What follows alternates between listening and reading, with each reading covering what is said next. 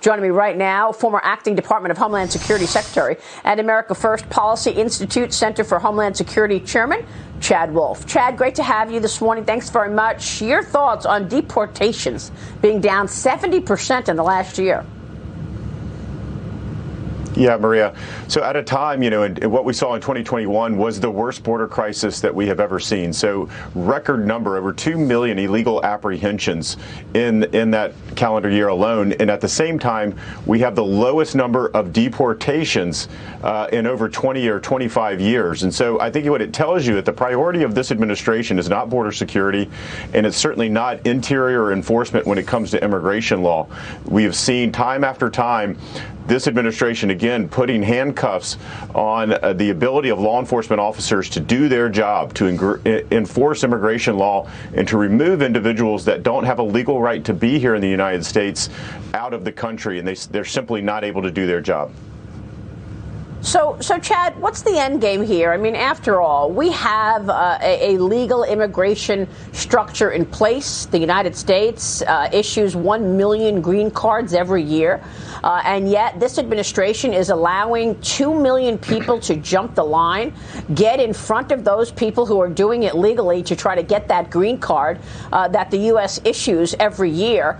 And yet the administration not commenting at all on the apprehensions of 2 million over the last year, 1 million gotaways that we are expecting, 650,000 at a minimum. And then, of course, you've got the deadly fentanyl coming into the country that the administration never discusses. What's the end game here? Why are they keeping these borders wide open? Well, it's a great point. I think, what we see, again, is a lack of leadership from the administration. You're exactly right. They don't talk about the crisis that's going on that southern borders, what American communities are facing every day, not only from the illegal immigration of humans, but also the illegal narcotics and the fentanyl that are killing hundreds of thousands of folks every year. And I think it's a shame. And so I think it's important, again, to keep this in mind. This is by design. This is what they plan to do. We hear the DHS secretary talk a lot about how they are fixing the system, and the system is working. And so when you see 2 million people released or apprehended, and then hundreds of thousands released into the interior of the country and then not deported, again, it's all by design, and it's coming from the Biden administration saying this is by design. This is the system we intended to build. And I think they've done that because they simply don't believe in enforcing immigration law.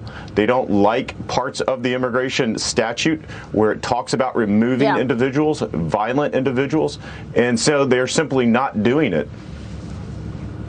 I want to connect the dots here, Chad, because we were just speaking with one lawmaker from Georgia who was on the Agricultural Committee, who told us that China is buying up land, and China is, we are vulnerable to China infiltrating our intake or imports of food.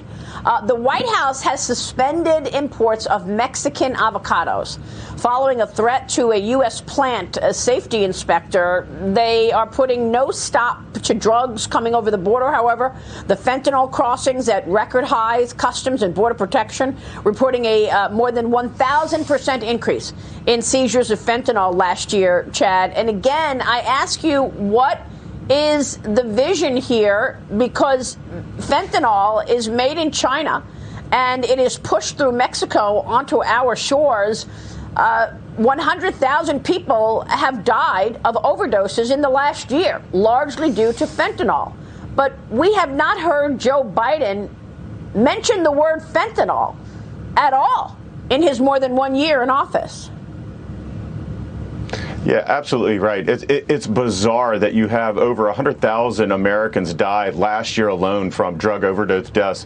And we know a lot of that's coming from Mexico and across the southern border. And yet the president, the vice president, or anyone else in the administration refuses to talk about it. It's quite alarming. And so I think what you see from a fentanyl perspective, again, you're exactly right. A lot of that is coming from China into the United States. If you go back to 2018 and 2019, a lot of that was actually coming through express consignment. It's through the UPS and the FedEx and the DHLs of the world into the United States. We cracked down on that, and as a result, they have now diverted into Mexico and then coming up through that southern border. And so the crisis that we see on that border, we talk a lot about humans being smuggled and trafficked, but it's also the illegal narcotics and the amount of money that these cartels are making every day on the crisis that this administration is not putting a stop to. And I think that's funneling and that's supporting that illegal activity when it comes to illegal narcotics coming across that border. So the two are very much linked. What an extraordinary moment in time. Chad Wolf, thanks very much.